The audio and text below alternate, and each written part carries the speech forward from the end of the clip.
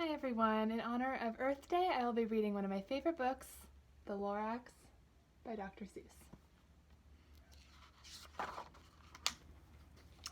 At the far end of town where the gurkle grass grows and the wind smells slow and sour when it blows, and no birds ever sing excepting old crows, is the street of the lifted Lorax.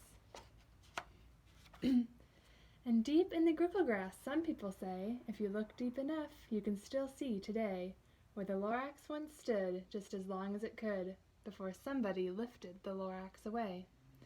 What was the Lorax, and why was it there, and why was it lifted and taken somewhere from the far end of town where the gurkle grass grows?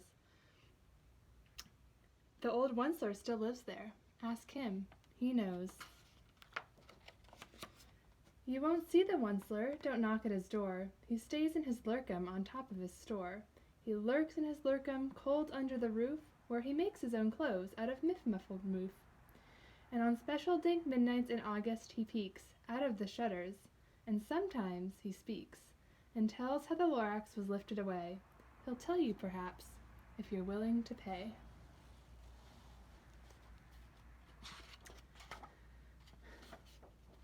On the end of a rope he lets down a tin pail, and you have to toss in 15 cents and a nail and the shell of a great-great-great-grandfather snail. Then he pulls up the pail, makes a most careful count to see if you've paid him the proper amount, and he hides what you paid him away in his snub, his secret strange hole in his grubulous glove. Then he grunts, I will call you by whispermaphone, for the secrets I tell you are for your ears alone. Slup! Down slips the whispermaphone to your ear, and the old Onceler's whispers are not very clear, since they have to come down through a snurgly hose, and he sounds as if he had smallish bees up his nose. Now I'll tell you, he says with his teeth sounding gray, how the Lorax got lifted and taken away. It all started way back, such a long, long time back. Way back in the days when the grass was still green, and the pond was still wet, and the clouds were still clean, and the song of the swami swans rang out in space. One morning I came to this glorious place, and I first saw the trees, the truffula trees, the bright-colored tufts of the truffula trees, mile after mile in the fresh morning breeze. And under the trees I saw brown barbaloots, frisking about in their barbaloot suits, as they played in the shade and ate truffula fruits. From the ripulous pond came the comfortable sound of the hummingfish humming while splashing around.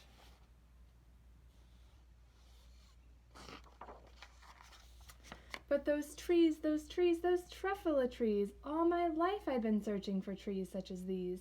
The touch of their tufts was much softer than silk, and they had the sweet smell of fresh butterfly milk. I felt a great leaping of joy in my heart. I knew just what I'd do. I unloaded my cart. In no time at all I had built a small shop. Then I chopped down a truffula tree with one chop. And with great skillful skill and with great speedy speed, I took the soft tuft and I knitted a thneed.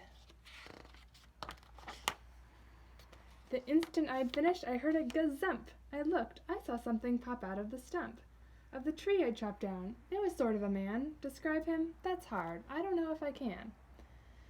He was shortish and oldish and brownish and mossy, and he spoke with a voice that was sharpish and bossy.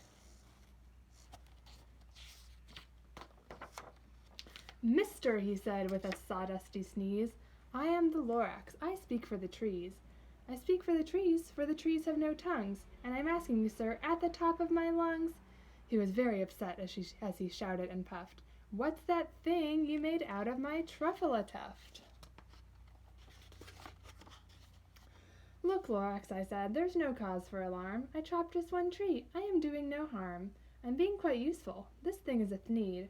A thneed's a fine something that all people need. It's a shirt, it's a sock, it's a glove, it's a hat, but it has other uses, yes, far beyond that. You can use it for carpets, for pillows, for sheets, or curtains, or covers for bicycle seats. The Lorax said, Sir, you are crazy with greed. There is no one on earth who would buy that fool thneed.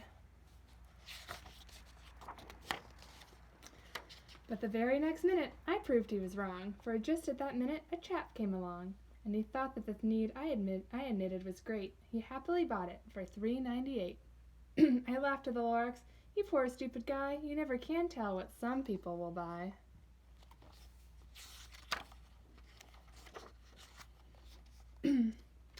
I repeat, cried the Lorax. I speak for the trees. I'm busy, I told him. Shut up, if you please. I rushed across the room and in no time at all built a radio phone. I put in a quick call. I called on my brothers and uncles and aunts, and I said, listen here, here's a wonderful chance for the whole Onceler family to get mighty rich.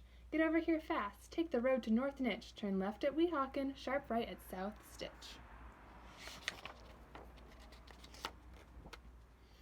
And in no time at all in the factory I built, the whole Onceler family was working full tilt.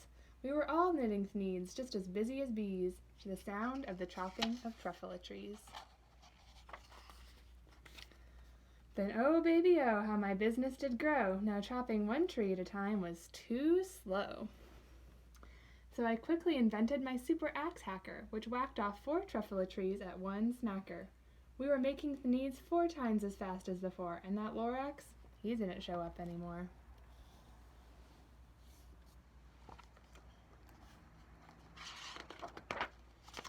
But the very next week, he knocked on my new office door. He snapped, I am the Lorax who speaks for the trees, which you seem to be chopping as fast as you please, but I'm also in charge of the brown barbaloots, who played in the shade in their barbaloot suits and happily lived eating truffula fruits. Now, thanks to your hacking my trees to the ground, there's not enough truffula fruit to go round, and my poor barbaloots are all getting the crummies because they have gas and no food in their tummies.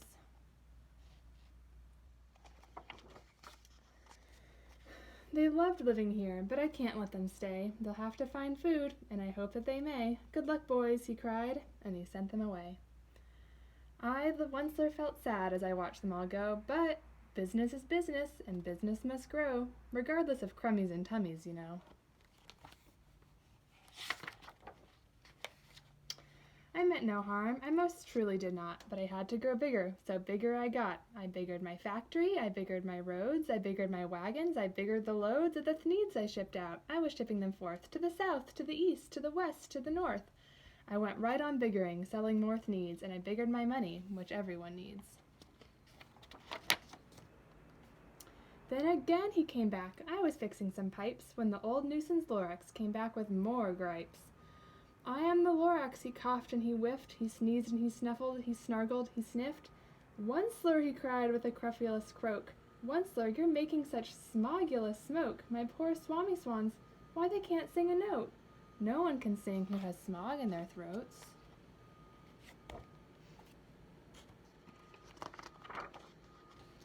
And so, said the Lorax, please pardon my cough, they cannot live here, so I'm sending them off. Where will they go? I don't hopefully know. They may have to fly for a month or a year to escape from the smog you've smoggered up around here.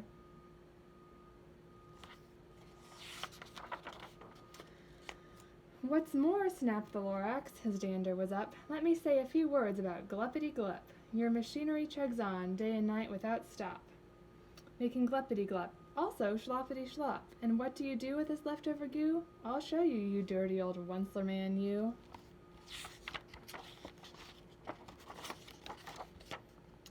You're glumping the pond where the hummingfish hummed. No more can they hum, for their gills are all gummed. So I'm sending them off. Oh, their future is dreary. They'll have to walk on their fins and get woefully weary, in search of some water that isn't so smeary. And then I got mad. I got terribly mad. I yelled at the Lorax, now listen here, Dad. All you do is yap yap and say bad, bad, bad, bad. Well, I have my rights, sir, and I'm telling you, I intend on doing just what I do, and for your information, you Lorax, I'm figuring on biggering and biggering and biggering and biggering, turning more truffula trees into Thneeds, which everyone needs. And at that very moment, we heard a loud whack. From outside in the fields came a sickening smack of an axe on a tree. Then we heard the tree fall, the very last truffula tree of them all. No more trees, no more Thneeds, no more work to be done. So in no time, my uncles and aunts, every one, all waved me goodbye. They jumped into my cars and drove away under the smoke-smuggered stars. Now all that was left 'neath the bad-smelling sky was my big empty factory, the Lorax, and I. The Lorax said nothing, just gave me a glance, just gave me a very sad, sad backward glance, as he lifted himself by the seat of his pants. And I'll never forget the grim look on his face when he hoisted himself and took leave of this place through a hole in the smog without leaving a trace.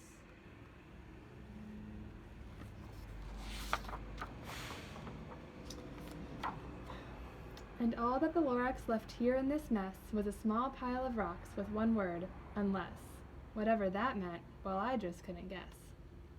That was long, long ago, but each day since that day, I've sat here and worried away. Through the years while my buildings have fallen apart, I've worried about it with all of my heart.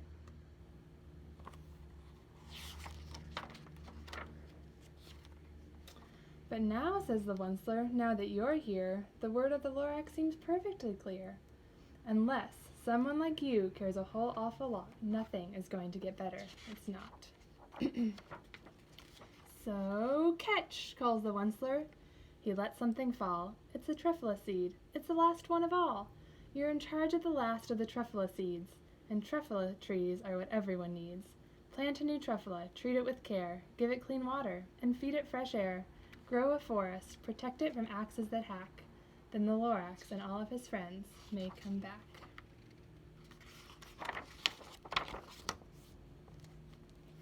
Happy Earth Day!